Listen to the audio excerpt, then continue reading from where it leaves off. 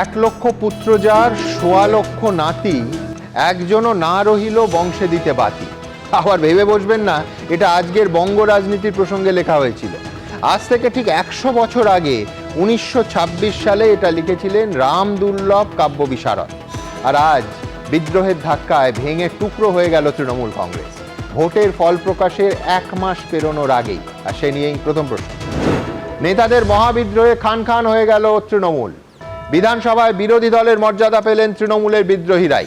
দলের নিয়ন্ত্রণ তো পুরোপুরি হারালেন, এবার কি সাধের জোড়াফুল প্রতীকটাও হাতছাড়া হতে চলেছে মমতার? দ্বিতীয় প্রশ্ন। পিসি ভাইপোর সঙ্গ ছাড়ার হিড়িক তৃণমূলে। 58 জন বিদ্রোহী বিধায়কই আসল তৃণমূলের তকমা পেলেন বিধানসভায়। বিরোধী দলনেতা হলেন ঋতব্রত বন্দ্যোপাধ্যায়। মমতাকে চাইলেন পরামর্শদাতা হিসেবে। তবে কি এবার মার্গদর্শক হওয়ার পথে তৃণমূল সুপ্রিমো? তৃতীয় প্রশ্ন। বিধায়কদের বিদ্রোহে নিজেরাই সাইনবোর্ড হয়ে গেল কংগ্রেস সিপিএম ভাঙানো তৃণমূল। একই দিনে নবান্নে মুখ্যমন্ত্রীর প্রশাসনিক বৈঠকে যোগ দিলেন 20 জন তৃণমূল বিধায়ক। টিমে আসবেন আরো 2 জন বললেন ঋতব্রত। তৃণমূলে কালীঘাট ক্যামাক স্ট্রিটের জামানা কি তবে শেষ? চতুর্থ প্রশ্ন। গোড়া থেকে উপড়ে গেল ঘাসফুল। কাল মমতার ধর্নায় ছিলেন মাত্র 8 জন বিধায়ক। আর আজ মুখ্যমন্ত্রীর ডাকে সাড়া দিয়ে নবান্নে গেলেন 16 জন বিদ্রোহী। বৈঠকে সামিল হলেন ববি, কুণাল, নয়নার মতো 4 মমতা ঘনিষ্ঠ বিধায়কও। মমতাকে ছেড়ে মুখ্যমন্ত্রীতেই আস্থা সিংহভাগ তৃণমূলে। পঞ্চম প্রশ্ন। কলকাতার মেয়র পদ থেকে ইস্তফা দিতে চেয়েছিলেন ফিরহাদ। অনুমোদন দিয়েছেন মমতা। দাবি কুণাল ঘোষের। এখনো পদত্যাগ করিনি বলছেন ববি। হাতছাড়া হয়েছে নবান্ন, বিধানসভাতেও হাতছাড়া বিরোধী দলের তকমা। এবার বিদ্রোহে কাঁপতে চলেছে কি ছোট লালবাড়িও? তবে শুরুতেই দেখব বিদ্রোহের ধাক্কায় ভেঙে টুকরো তৃণমূল। দেখুন, আরো 2 জন আছেন যারা এই মুহূর্তে এখানে নেই, রাজ্যের বাইরে আছেন। তো 60 হবে, সেই 2 জনের সম্মতি যেহেতু আছে তাই আমি 60 বললাম। চুরমার হয়ে গেল তৃণমূল। ভোটের ফল বেরোনোর 1 মাসের মধ্যে ভেঙে খান খান। নিজের দলেই ঘরছাড়া হয়ে গেলেন মমতা বন্দ্যোপাধ্যায়। তার হাতে আর কিছুই রইল না। অভিষেক বন্দ্যোপাধ্যায়ের হাতেও কিছু রইল না। নতুন বিরোধী দলনেতা হলেন ঋতব্রত বন্দ্যোপাধ্যায়। এই অষ্টাদশ পশ্চিমবঙ্গ বিধানসভার সঙ্গে অভিষেক বন্দ্যোপাধ্যায়ের কোনো সম্পর্ক নেই এবং আমরা তৃণমূল কংগ্রেসকে রিপ্রেজেন্ট করছি। আমরা তৃণমূল কংগ্রেসের প্রতিনিধি হিসেবে এখানে রয়েছি। মমতা বন্দ্যোপাধ্যায় তৃণমূলের মধ্যে নতুন তৃণমূল করলেন ঋতব্রত বন্দ্যোপাধ্যায়রা। সংখ্যা নিরীক্ষে বলাই যায় তারাই এখন আসল তৃণমূল। প্রতীকী পদে রয়ে গেলেন মমতা বন্দ্যোপাধ্যায়, কিন্তু কার্যত ঢাল নেই, তরোয়াল নেই নিধিরাম সর্দার। একদা ক্ষমতার ভরকেন্দ্র কালীঘাটে এখন শুধুই শূন্যতা। পিসি আছেন, ভাইপো আছেন, নেই শুধু ক্ষমতা। সেসব এখন ঋতব্রত বন্দ্যোপাধ্যায়, সন্দীপন সাহাদের হাতে। যে কেউ নেতা কেউ ভৃত্য এটা নয়, এটা গোটাটা একটা টিম। কিছুদিন আগে কালীঘাটে মমতা বন্দ্যোপাধ্যায় ঠিক করেছিলেন বিরোধী দলনেতা হবেন শোভনদেব চট্টোপাধ্যায়, মুখ্য সচেতক ফিরহাদ হাকিম এবং ডেপুটি লিডার হিসেবে অসীমা পাত্র ও নয়না বন্দ্যোপাধ্যায়ের নাম ঠিক হয়। সেই তালিকাকে চ্যালেঞ্জ করে বুধবার বিধানসভার অধ্যক্ষের কাছে নতুন তালিকা জমা দিলেন বিদ্রোহী তৃণমূল বিধায়কেরা। স্পিকার তা গ্রহণ করলেন। যে ঋতব্রত বন্দ্যোপাধ্যায়কে 48 ঘন্টা আগে বহিষ্কার করেছিল তৃণমূল, সেই তিনিই হলেন বিরোধী দলনেতা। মাননীয়া মমতা বন্দ্যোপাধ্যায়কে আমাদের প্রধান পরামর্শদাতা হিসেবে থাকবার জন্য অনুরোধ জানাচ্ছি। আমরা নিশ্চিতভাবে তার পরামর্শ পেলে আমরা গঠনমূলক এবং সদর্থক বিরোধী ভূমিকা ভালোভাবে পালন করতে পারবো, এ নিয়ে কোনো সংশয় নেই। যিনি ছিলেন তৃণমূলের 1 নম্বর সর্বেসর্বা, তিনিই আজ নিছকই পরামর্শদাতা। মানে তৃণমূলের যে জমি ছিল সেই জমিটা কিন্তু একদম ফাটল ধরে গেছিল। আর দলের মধ্যে কোনো একটা কোনো রীতিনীতি বলে দলের মধ্যে কিছু ছিল না। তাই জন্যই আজকে তৃণমূলের এই অবস্থা হয়েছে। তৃণমূল দলটার আর কিছু নেই। আমার তো মনে হয় আগামী দিনে এই বাংলায় বিরোধী বলে আর কেউ থাকবে না। বিরোধী একদম চুরমার হয়ে গেছে ভেঙে। তৃণমূল কংগ্রেস ছিল, আছে, থাকবে। যারা জিতেছেন তারা কেউ নির্দল প্রার্থী নন, তারা তৃণমূল কংগ্রেসের প্রার্থী। মমতা বন্দ্যোপাধ্যায় দলের প্রতীক নিয়ে জিতেছেন। কোনো বহিষ্কৃত বিধায়ক সেই দলের দলনেতা হতে পারে না। বিধানসভায় তৃণমূলের মুখ্য সচেতক হলেন রঘুনাথগঞ্জের বিধায়ক আকরুজ্জামান। আরেক বহিষ্কৃত তৃণমূল বিধায়ক সন্দীপন সাহা হলেন ডেপুটি লিডার। এছাড়াও ডেপুটি লিডার হলেন জাভেদ খান, শিউলি সাহা ও সাবিনা ইয়াসমিন। আর বুধবারই অত্যন্ত তাৎপর্যপূর্ণভাবে নবান্নে মুখ্যমন্ত্রী শুভেন্দু অধিকারীর ডাকা প্রশাসনিক বৈঠকে উপস্থিত ছিলেন তৃণমূলের 20 জন বিধায়ক। বিধানসভায় সংখ্যা নিরিখে আসল তৃণমূলের 16 জন আর মমতাপন্থী 4 জন বিধায়ক। কলকাতার মহানাগরিক ফিরহাদ হাকিম তিনি মমতা বন্দ্যোপাধ্যায় আমাদের দলনেত্রীর কাছে ইস্তফা দেওয়ার ইচ্ছা প্রকাশ করেছিলেন। মমতা বন্দ্যোপাধ্যায় আমাদের সর্বোচ্চ নেত্রী সব দিক বিবেচনা করে যে তাকে মেয়র পদ থেকে ইস্তফা দেওয়ার অনুমতি দিয়েছেন মমতা বন্দ্যোপাধ্যায়। সূত্রের দাবি, ফিরহাদ হাকিম ঘনিষ্ঠ মহলে জানিয়েছেন তিনি এখনো ইস্তফা দেননি। উজ্জ্বল মুখোপাধ্যায়, কৃষ্ণেন্দু অধিকারী ও শিবাশিস মল্লিকের রিপোর্ট, এবিপি আনন্দ। গোহারান হেরেও মমতা বন্দ্যোপাধ্যায় মুখ্যমন্ত্রীর চেয়ার ছাড়তে রাজি না হতে পারেন, কিন্তু এবার দলের চেয়ারটাই প্রায় তুলে নিয়ে চলে গেলেন তাঁরই দলের জয়ী বিধায়কেরা। ভোটে হারার পর 28 দিন কাটতে না কাটতেই ভেঙে খান খান হয়ে গেল 28 বছরের একটা রাজনৈতিক দল। 58 জন বিদ্রোহী তৃণমূল বিধায়ক বিধানসভায় পেলেন আসল তৃণমূলের তকমা। খুলে দেয়া হলো সেই বিধানসভায় বিরোধী দলনেতার ঘর। বিরোধী দলনেতার চেয়ারে বসলেন ঋতব্রত বন্দ্যোপাধ্যায়। এর পাশাপাশি রাখুন, ভোটে হারার পর ধর্মতলায় মমতা বন্দ্যোপাধ্যায় প্রথম কর্মসূচিতে হাজির হয়েছিলেন মাত্র 8 জন বিধায়ক। আর আজ শুভেন্দু অধিকারীর ডাকে মাত্র 3 জেলার প্রশাসনিক বৈঠকে হাজির হলেন 20 জন তৃণমূল বিধায়ক। ভাবুন, কোথায় 8 আর কোথায় 20। এর মধ্যে ববি হাকিম, কুণাল ঘোষ, অশোক দেব, নয়না বন্দ্যোপাধ্যায়, দিদির সব সেরা আস্থাভাজনেরা একেবারে সশরীরে হাজির। যে মমতা বন্দ্যোপাধ্যায়, অভিষেক বন্দ্যোপাধ্যায়রা একসময় বলে বলে বিজেপি, সিপিএম, কংগ্রেস ভাঙিয়েছেন, একের পর এক পঞ্চায়েত, পুরসভা, জেলা পরিষদ দখল করেছেন, একের পর এক সাংসদ, বিধায়কদের সব ছলে বলে কৌশলে তৃণমূলে ঢুকিয়েছেন। আর সেই মমতা বন্দ্যোপাধ্যায়ের হাত থেকে দলের নিয়ন্ত্রণ বেরিয়ে গেল এবং দলের প্রতীকটাও হয়তো আগামী দিনে হাতছাড়া হওয়ার পথে। মান্না দে গিয়েছিলেন, মুকুটটা তো পড়েই আছে, রাজাই শুধু নেই। এ তো রানীর মুকুট আগেই চলে গেছিল, দলের সিংহাসনটাও এবার কার্যত চলে গেল। সমীরদা, ভাবতে পেরেছিলেন 28 দিনে 28 বছরের একটা দলের এই হাল হবে? 28 দিন অনেকটা সময় বেশি হলো, সত্যি কথা বলতে। আপনি কি 28 ঘন্টা ভেবেছিলেন? আমি কেন, আমরা গোটা বাংলার মানুষ ভেবেছি 28 ঘন্টাও টিকবে না এই দলটা। দেখো সুমন, আমি ঘটনাচক্র তোমরা জানো, মমতা সরকার যখন ব্রিগেডে প্রথম জিতে সভা করলেন, সেই মঞ্চে আমি ছিলাম। আমি দেখেছি সাধারণ মানুষের কি উদ্দীপনা, বাংলার মানুষ ওনাকে কতটা সম্মান দিয়ে বাংলার মুখ্যমন্ত্রী করেছিলেন। যেভাবে উনি রাইটার্সে গেছিলেন সেটাও আমার মনে আছে, হেঁটে, পায়ে হেঁটে। এই দৃশ্যগুলো আমাদের দেখা, এবং বাংলার মানুষ সঠিক কারণেই তখন ওনাকে চয়েস করেছিলেন, কারণ বামফ্রন্টের শেষের দিকটা যে পছন্দ হয়েছিল সেটা থেকে বাংলার মানুষ মুক্তি পাওয়ার জন্য একমাত্র মুখই ছিল তখনকার মতো। ইনফ্যাক্ট সায়ন্তানরা ভরসা শব্দটা ইউজ করেছেন, 11তে মমতা বন্দ্যোপাধ্যায় বিপুল ভরসা করেছিলেন। হ্যাঁ, তো তখন ওই মমতা ব্যানার্জির মুখটা ছিল। কিন্তু এখন আমরা যেটা দেখতে পাচ্ছি, আমাকে একটু সময় দিতে হবে, এখন আমরা দেখতে পাচ্ছি 28 দিনের মাথায় যে আমাদের এই এলগিন রোডে আছে লক্ষ্মীবাবু কা আসলি সোনা চাঁদি কা দোকান। এখন এই সেটা নিয়ে বোধহয় 20-25টা দোকান আছে। এই যে কোনটা আসলি কোনটা নকলি এটা বার করাই মুশকিল। এটা একটা মারাত্মক অবস্থা। এবং সুমন, তোমার মনে আছে আমি সেদিন বুঝেছিলাম এনার পতন অনিবার্য। আমার অপরাধ ছিল, সমাজের কতগুলো অন্যায় হয়েছিল, পার্কস্ট্রিট কাণ্ড, কামধুনি, আমিরুল ইসলাম মনে থাকবে, আনিস খানের মৃত্যু, এইগুলো নিয়ে আমি সরব হয়েছিলাম। এটা আমার অপরাধ ছিল।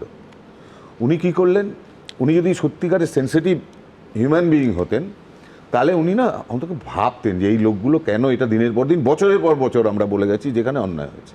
উনি তো শোনেনই। তোমার কাছে সেই ক্লিপিংসটা আছে, আমি জানি না এই মুহূর্তে তুমি বার করতে পারবে কি না, যেটা উনি আমার সম্পর্কে ডায়মন্ড হারবারের মঞ্চ থেকে বলেছিলেন। যদি থাকে ভালো, নাহলে আমি বলে দিচ্ছি। নাহলে বলেই দাও, তার কারণ উনি এতজনের সম্পর্কে এতবার এতদিন এত কিছু বলেছেন, বের করতে গেলে উনি বলেছিলেন, দেখো কি অদ্ভুত একজন মাননীয় মুখ্যমন্ত্রী এইভাবে বলতে পারেন কিনা। আমি তোমাকে ইনফর্ম করেছিলাম এবং সেদিন আমি এবিপিতেই একটা ইন্টারভিউ দিয়েছিলাম, সেটাও আমার মনে আছে।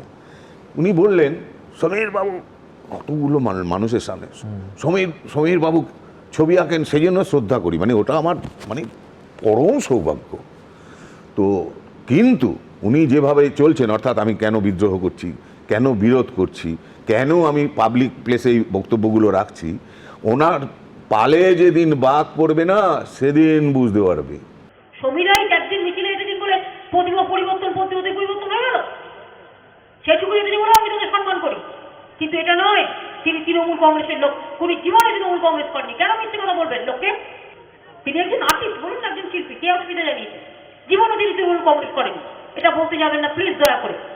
চ্যানেলে বসে তৃণমূল কংগ্রেসের লোক বলে মিথ্যাচার করবেন না, করতে করতে দেখবেন বাঘ এসছে বলে সত্যিকারে যেদিন বাঘের পালে পড়বেন না সেদিন কিন্তু বাঘ খেয়ে নেবে। আজকে পালে কার বাঘ পড়েছে? পালে আমার কোনো পাল, আমি সেদিন তোমাকে এই কথাটাই বলেছি, আমার কোনো পাল নেই, আমার বাঘেরও ভয় নেই, কারণ আমার কোনো চাওয়া পাওয়া নেই। তো এইগুলো দেখো না, এখন যা অবস্থা, এ তো ওই তালমিছরির মতো, ছবি সই দেখবো না আর চিহ্ন দেখবো। দেখো তুমি একটা ভাবতে পারো যে তারা আসল তৃণমূল না, সেইটাই তো বলছি, সোনা চাঁদির দোকান লক্ষ্মীবাবু। তো তুমি ভাবো আনিস খানের মৃত্যুর পর তুমি এক একটা ঘটনা ধরো, উনি কি বললেন? আনিস খান, ও তো আমাকে প্রতি সপ্তাহেই ফোন করতো। তুমি বলো আনিস খানের মৃত্যুর পরে ওনারা কি স্টেপ নিয়েছে? আজ একজন না দুজন কনস্টেবলকে, তাও কনস্টেবল না, তোমার কি বলে ওইগুলো, না সে তো আছে, ওদের ছাড়া, এবং রাত 12টার পর বেআইনি ভাবে তার বাড়িতে রেড হয়েছে। হ্যাঁ, তো যেভাবে গোটা দলটাকে উনি চালিয়েছেন, তুমি দেখো, তুমি একটা, সবাই এখানে আমরা আছি তো, বা যারা টেলিভিশনটা দেখছেন, তুমি ভেবে দেখবে তো কখনো মমতা ব্যানার্জি দলের সম্পদ কোনো ভদ্রলোককে বলেছে? বলেনি। তুমি মমতা ব্যানার্জি যাদেরকে দলের সম্পদ বলেছে সব কটা অ্যান্টি সোশ্যাল, তুমি এটা খেয়াল করবে যে প্রতিজন অ্যান্টি সোশ্যাল। বেশ, ঠিক এইখান থেকে আমি বলছি বিধানসভার ছবিটা আপনাদের দেখাবো, যে বিধানসভায় আজকে 58 জন বিদ্রোহী বিধায়ক, তারা কার্যত আসল তৃণমূলের তকমা পেলেন, অবশ্যই সংখ্যার জোরে, তার কারণ মূল জয়ী বিধায়কের সংখ্যা সব মিলিয়ে তো 80, এবং বিরোধী দলনেতা সেই যে ঘর খোলা এবং ঘরের সামনে শোভনদেব চট্টোপাধ্যায় ধর্ণা দেয়া, সেই ঘর খুলে দেয়া হলো, বিরোধী দলনেতার চেয়ারে গিয়ে বসলেন শোভনদেব চট্টোপাধ্যায় নন, ঋতব্রত বন্দ্যোপাধ্যায়। দেখুন, ঋতব্রতকে আমরা এলপি হিসাবে আমরা ইলেক্ট করেছি। আমি মনে করেছি যে এই মুহূর্তে নেত্রী মমতা বন্দ্যোপাধ্যায়, তিনি আমাদের অ্যাডভাইস করবেন। 28 বছর আগে কংগ্রেস ভেঙে নিজের দল তৈরি করেছিলেন মমতা বন্দ্যোপাধ্যায়, নাম দিয়েছিলেন তৃণমূল। তৃণমূল স্তরের সঙ্গে তার যোগ যে বিচ্ছিন্ন হয়ে গেছিল তার প্রমাণ ভোটে ভরাডুবি থেকেই স্পষ্ট হয়ে গেছিল।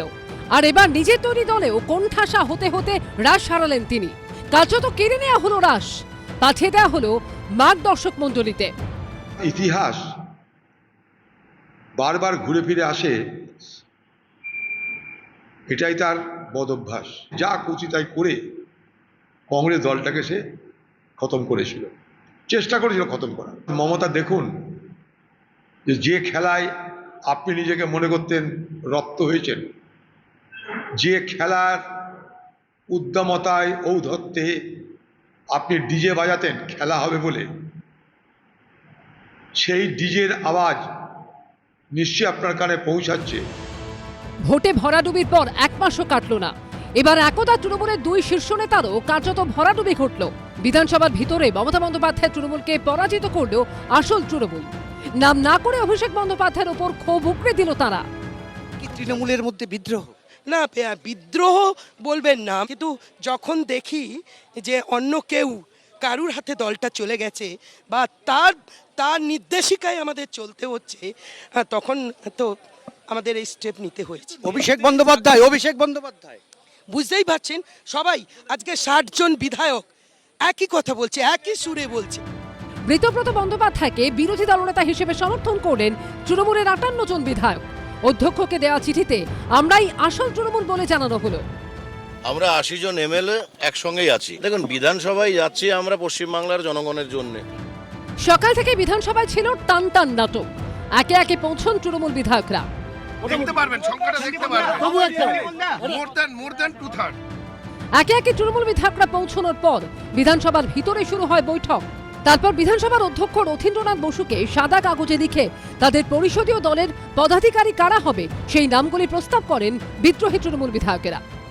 4টে পর্যন্ত কিন্তু অধ্যক্ষ সময় নিয়েছেন এবং এই মুহূর্তে কিন্তু সমস্ত যে তাদের যে চিঠি সেই চিঠি যাচাই করা হচ্ছে, তথ্য যাচাই করা হচ্ছে এবং বিধানসভার ইতিহাসে যেহেতু এটা নজিরবিহীন, ফলে আইনের বিভিন্ন দিকও কিন্তু খতিয়ে দেখা হচ্ছে। বিকেল 4:30 নাগাদ খুলে দেওয়া হয় বিরোধী দলনেতার ঘর। বিরোধী দলনেতার আসনে বসেন ঋতব্রত বন্দ্যোপাধ্যায়। বিরোধী দলনেতার ঘর খুলে দেওয়া হয়েছে এবং ঋতব্রত বন্দ্যোপাধ্যায় বিরোধী দলনেতার চেয়ারে বসেছেন। আমরা দায়িত্বশীল বিরোধীর ভূমিকা পালন করব, সদর্থক এবং গঠনমূলক বিরোধীর ভূমিকা পালন করব। সব মিলিয়ে পশ্চিমবঙ্গে এক নতুন রাজনৈতিক অধ্যায়ের সূচনা হলো। সেই সঙ্গে প্রশ্ন আরো জোরালো হলো, তাহলে কি মমতা বন্দ্যোপাধ্যায়ের 42 বছরের সংসদীয় ও পরিষদীয় রাজনৈতিক জীবনের সমাপ্তি ঘটল? কৃষ্ণেন্দু অধিকারী, আশাবুল হোসেন ও উজ্জ্বল মুখোপাধ্যায়ের রিপোর্ট, এবিপি আনন্দ। দেখুন, তৃণমূল কংগ্রেসকে নিয়ে সব থেকে চালু প্রবাদটা হচ্ছে যে এই দলে একটাই পোস্ট মমতা বন্দ্যোপাধ্যায়, বাকি সব ল্যাম্প পোস্ট। আজ তো দেখা যাচ্ছে তৃণমূলের পরিষদীয় দল মমতা বন্দ্যোপাধ্যায়কেই ল্যাম্পপোস্ট করে বাকি সব পোস্টগুলো নিজেদের মতো গুছিয়ে নিল। মমতা বন্দ্যোপাধ্যায় যে শোভনদেব চট্টোপাধ্যায়, অসীমা পাত্র, নয়না বন্দ্যোপাধ্যায়, ববি হাকিমদের বিধানসভার বিভিন্ন পদ দিয়েছিলেন, সেগুলো কার্যত সবকটা খারিজ হয়ে গেল স্বাভাবিকভাবে। আর উল্টো দিকে মমতা বন্দ্যোপাধ্যায়ের নিয়ন্ত্রণাধীন বিধানসভার সংখ্যালঘু তৃণমূল, যাকে এখনও বহিষ্কৃত বলে ঘোষণা করছে, আজকেও করেছে, বিরোধী দলনেতার চেয়ারে বসলেন সেই ঋতব্রত বন্দ্যোপাধ্যায়। চেয়ারে বসেই ঋতব্রত বন্দ্যোপাধ্যায় এবং শিউলি সাহা দেখলেন আপনারা একেবারে সঙ্গে সঙ্গে ঘোষণা করলেন অভিষেক বন্দ্যোপাধ্যায়ের সঙ্গে পরিষদীয় দলের কোনো সম্পর্ক নেই। আমার শুধু মনে হচ্ছে রামায়ণে, বুঝলেন, দস্যু রত্নাকরের পাপের ভাগিদার তার বাবা, মা, স্ত্রী, সন্তান কেউ হতে চাননি। সেই রকমই কি মমতা অভিষেকের নেতৃত্বে এক্সিস্টিং স্ট্রাকচারের তৃণমূলের ওপর মানুষের এত ক্ষোভ জমে আছে, সেই কালীঘাট ক্যামাক স্ট্রিটের তৃণমূলের পাপের ভাগিদার আর কেউ হতে চাইছেন না, যারা তৃণমূলের টিকিটে এবং মেক নো মিস্টেক মমতা বন্দ্যোপাধ্যায়ের ছবি দিয়েই কিন্তু ভোটে জিতে এসেছেন। বিশ্বনাথ চক্রবর্তী কি মনে করেন? দেখুন, তৃণমূল মানেই চোর, তৃণমূল মানেই চোর, তৃণমূল মানে ভালো আর খারাপ হতে পারে না। মানে ওই আজকে ঋতব্রতরা আলাদা করে গোষ্ঠী তৈরি করেছে, তাই বিশ্বনাথ চক্রবর্তী বলবে যে ওরা ভালো, আর দিনের পর দিন জানি এদের অতীত কী ছিল। আমি ওই দলের মধ্যে নেই। ফলে ভালো তৃণমূল খারাপ তৃণমূল কেউ নয়। তৃণমূলের যে চোরেদের রানী তা একটা ছিল, চোরেদের সর্দার একটা ছিল, আর বাদ বাকিরা সবাই সৈন্য সামন্ত ছিল। দ্বিতীয় যে বিষয়টা আপনাকে বলতে চাই, দেখুন মমতা বন্দ্যোপাধ্যায় যে অন্যায়গুলো করেছে, ঐতিহাসিক অন্যায় পশ্চিমবাংলার রাজনীতিতে করেছে। বামেদের বিরুদ্ধে আমরা অনেক অভিযোগ এনেছিলাম, কিন্তু একটা দল ভাঙানোর যে রাজনৈতিক সংস্কৃতি, সেটা কোনোদিন বামেরা করেনি। তৃণমূল কংগ্রেস তখনও 40% ভোট মানে আসন পঞ্চায়েত পুরসভাতে পরিচালনা করেছে, একের পর এক পুরসভা পরিচালনা করেছে। মমতা বন্দ্যোপাধ্যায় এই রাজ্যে যেভাবে বিরোধী দল ভাঙানোর রাজনীতি এনেছেন, পুলিশ প্রশাসনকে দিয়ে, কখনো টাকা পয়সার বিনিময়ে, কখনো পদের বিনিময়ে, ঐতিহাসিকভাবে পশ্চিমবাংলার রাজনীতিকে কালিমা লিপ্ত করেছেন। যে সংস্কৃতি আমি ভয় পাচ্ছি আগামী দিনেও আমাদেরকে বহন করতে হবে। সুমনদা একজন অধ্যাপক হিসাবে আমি রীতিমতন আতঙ্কিত যে এই দল ভাঙানোর রাজনীতি যেটা মমতা বন্দ্যোপাধ্যায়, অভিষেক বন্দ্যোপাধ্যায় চালু করেছিলেন।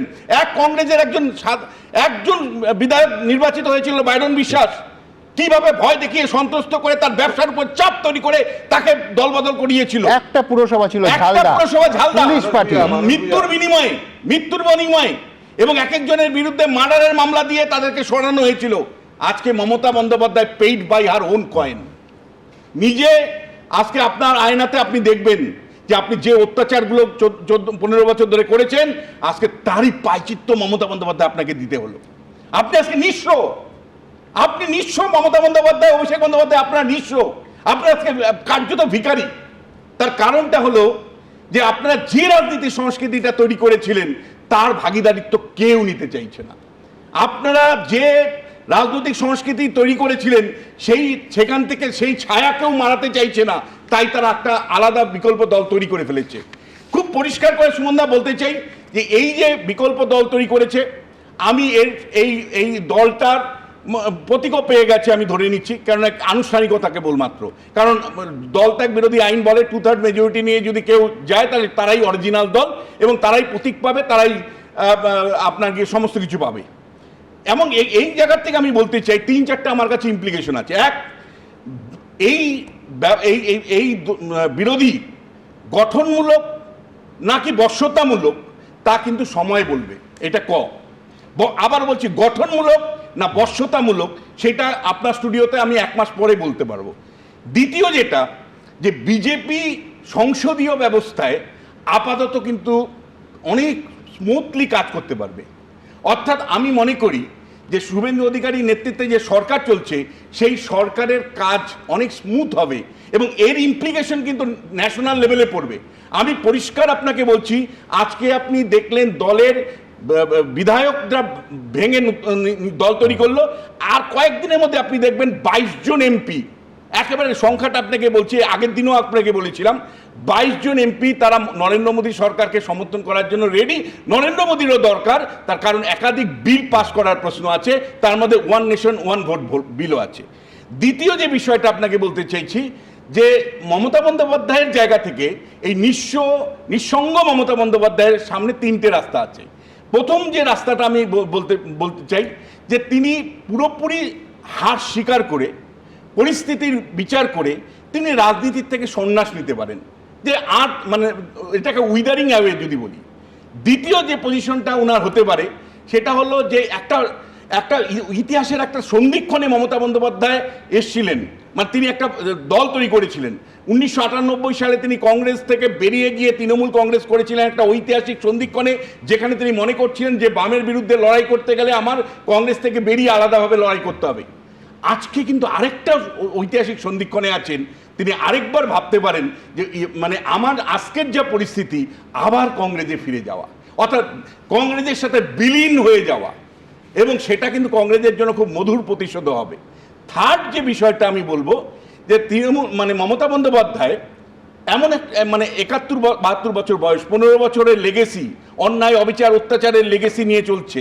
ফলে আমি বিশ্বাস করি যে 15 বছর আগে বিরোধী মমতা বন্দ্যোপাধ্যায় হয়ে ওঠা সম্ভব নয়, কিন্তু তারপরেও আমার মনে হয় যে যারা আজকে নির্বাচিত হয়ে মানে আজকে যারা তৃণমূল আদি তৃণমূল বলছে, মানে প্রকৃত তৃণমূল বলছেন ঋতব্রতরা, তাদের কিন্তু কারো ক্ষমতা নেই এককভাবে নির্বাচনে জয়ী হয়ে আসার। ফলে শেষ পর্যন্ত যদি তৃণমূল কংগ্রেস 5% ভোটও পায়, সেটা মমতা বন্দ্যোপাধ্যায়ের ক্যারিসমাতে পাবে, ঋতব্রতর ক্যারিসমাতে পাবে না। ফলে এই এমন হত্যা হবে না যে শেষ পর্যন্ত কিছুটা যদি সলতে পাকাতে পারে মমতা বন্দ্যোপাধ্যায় রাস্তা রাজনীতি করে, এই যে আজকে যারা বিরোধী শিবিরে এসছে, তারা আবার ধীরে ধীরে মমতার শিবিরে আসবে। আপনি বলবেন, আপনি উদাহরণ দিন। আমি সুব্রত মুখার্জিকে দেখেছি কতবার কংগ্রেসে যেতে, কতবার বিজেপি এমনকি ঘড়ি চিহ্নে আলাদা লড়তে, তারপর আবার তৃণমূলে ফিরেছে। আপনি সৌগত রায়ের কথা ভাবুন, মমতা বন্দ্যোপাধ্যায়ের সময় যা তা বলেছে, কংগ্রেসে ফিরে গেছে সোমেন মিত্র, একদম। ফলে মমতা বন্দ্যোপাধ্যায়ের রাজনীতিতে শেষ পর্যন্ত এই আজকে যারা বীর দর্পে সাংবাদিক সম্মেলন করছেন, মানে মুখ প্রকৃত দল বলছেন, মানুষের সমর্থন যদি কিছুটা মমতা পায়, তখন সুর করে আপনারা চলে আসবেন না তো। এবং ফাইনাল একটা কথা আমি বলতে চাই, সেটা হলো যে দেখুন সুমনদা, আমি ব্যক্তিগতভাবে মনে করি যে হাউসে একটা স্ট্রং অপোজিশন থাকা দরকার, নির্ভেজাল অপোজিশন থাকা দরকার, কোনো সেটিং অপোজিশন ডেমোক্রেসির জন্য কাম্য না। একদম গণতন্ত্রে শক্তিশালী বিরোধীর এবং একেবারে সেটিং অপারেশন মানে শাসকের সঙ্গে আপোষ করে চলা বিরোধীর কোনো জায়গা নেই। গণতন্ত্রের ন্যূনতম চাহিদা হচ্ছে একেবারে স্বাধীন এবং শক্তিশালী বিরোধী দল। আমি বলছি কংগ্রেসের প্রসঙ্গ তো উঠল, যে কংগ্রেসকে দিনের পর দিন মমতা বন্দ্যোপাধ্যায় বারবার মঞ্চের ওপর থেকে বলেছেন সাইনবোর্ড হয়ে গেছে, এবার তারা এই তৃণমূলের 15 বছরের দায় এই মুহূর্তে কি নিতে প্রস্তুত? আমি জানি না, সে আলোচনা হবে, কিন্তু তার আগে আপনাদের যেটা দেখাবো সেটা হচ্ছে, ভাবুন মুখ্যমন্ত্রীর, আবার আমি সংখ্যাটা বলবো, মাত্র 3টে জেলার প্রশাসনিক বৈঠক, সেখানে মুখ্যমন্ত্রী প্রথম দিন থেকে বিরোধীদের ডাকছেন, সেখানে 20 জন তৃণমূল কংগ্রেসের বিধায়ক চলে গেলেন। এই সংখ্যাটা নিয়ে কিছু বলার থাকতো না যদি না ভোটে হারার পর মমতা বন্দ্যোপাধ্যায়ের প্রথম রাজনৈতিক কর্মসূচি ধর্মতলায় গতকাল, সেখানে মাত্র 8 জন গিয়ে উপস্থিত হতেন। ওখানে 8, এখানে 20। দেখুন তো ছবিটা ঠিক কিরকম। মঙ্গলবার যারা ছিলেন মমতা বন্দ্যোপাধ্যায়ের পাশে, বুথে তারাই পৌঁছলেন মুখ্যমন্ত্রী শুভেন্দু অধিকারীর ডাকা প্রশাসনিক বৈঠকে। আসল তৃণমূল, মমতাপন্থী তৃণমূল, বিজেপি সরকারের প্রশাসনিক বৈঠকে হাজির হলেন সকলেই। তৃণমূলের জমানায় বিরোধী দলের জনপ্রতিনিধি ছাড়াই প্রশাসনিক বৈঠক হতো। সেই রীতির উল্টো পথে হেঁটে নতুন মুখ্যমন্ত্রী শুরু থেকেই বিরোধী বিধায়ক সাংসদদের বৈঠকে ডাকছেন। বুধবার নবান্নের প্রশাসনিক বৈঠকে 20 জন তৃণমূল বিধায়ক অংশ নেন। এর মধ্যে 16 জন বিধায়ক সংখ্যা নিরিখে আসল তৃণমূলের, আর মমতাপন্থী তৃণমূলের 4 জন বিধায়ক। এদিন কলকাতা, দক্ষিণ 24 পরগনা ও হাওড়া জেলার প্রশাসনিক বৈঠক ছিল। কলকাতায় তৃণমূলের 5 বিধায়কের মধ্যে 4 জনই উপস্থিত ছিলেন বৈঠকে। ছিলেন মমতা বন্দ্যোপাধ্যায়ের ঘনিষ্ঠ কুণাল ঘোষ, ফিরহাদ হাকিম, নয়না বন্দ্যোপাধ্যায়, অর্থাৎ মমতাপন্থী তৃণমূল বিধায়ক। মঙ্গলবারও যারা মমতা বন্দ্যোপাধ্যায়ের ধর্নায় উপস্থিত ছিলেন, প্রায় 2 ঘন্টা বৈঠকের পর বেরিয়ে ইঙ্গিতপূর্ণ মন্তব্য করেন তৃণমূল বিধায়ক কুণাল ঘোষ। আমরা অল ইন্ডিয়া তৃণমূল কংগ্রেসের এমএলএ হিসেবে এসেছি। ভোটে দাঁড়াবার সময় তখন মমতা বন্দ্যোপাধ্যায়ের ছবি লাগিয়ে বড় বড় কথা বলা, আর ভোটে হেরে গেছি আমরা উল্টো দিকে দাঁড়িয়ে আছি। বিরোধী শাসক হলে এদের মধ্যে অনেকেই চলে যেতেন, অনেকে ওদের ওদিকে আছেন। আজকে তো মুখ্যমন্ত্রী দেখা হতে একজন বিধায়ককে প্রথম জিজ্ঞেস করলেন, আপনার বাড়িগুলো একটু রেগুলারাইজ করুন। সবাই হেসে উঠল। এখন এই রেগুলারাইজ করুন প্রকাশ্যে মুখ্যমন্ত্রী একজনকে বললেন, আবার তার সই দেখছি আমি অন্য জায়গায়। খুঁজে নিতে হয় কেন, কোথায় কি। আজকে নবান্ন সভাঘরে সেখানে একটা মিটিং ছিল। বিরোধী বিধায়করা তারা নির্দিষ্টভাবে বক্তব্য রাখবার সুযোগ পেয়েছেন। আমরা এই ধরনের মিটিংকে সাধুবাদ জানাই। সূত্রের খবর, এদিন বৈঠকে এলাকার কিছু সমস্যা তুলে ধরার পাশাপাশি কুণাল ঘোষ মুখ্যমন্ত্রীকে আর্জি জানান বিরোধীদের কথাও যেন শোনা হয়। দিকে দিকে তৃণমূল নেতাদের গ্রেফতারের প্রসঙ্গ তোলেন তিনি। মুখ্যমন্ত্রী শুভেন্দু অধিকারী তাকে বলেন, এতদিন তো ক্ষমতায় ছিল আপনার দল, কিন্তু বলতে পারেননি। সূত্রের খবর, নবান্নের বৈঠকে প্রথম সারিতে বসেছিলেন মেয়র ফিরহাদ হাকিম। তাকে মেয়র সাহেব বলে সম্বোধন করেন মুখ্যমন্ত্রী শুভেন্দু অধিকারী। শিবাশিস মৌলিক ও রুমা পালের রিপোর্ট, এবিপি আনন্দ।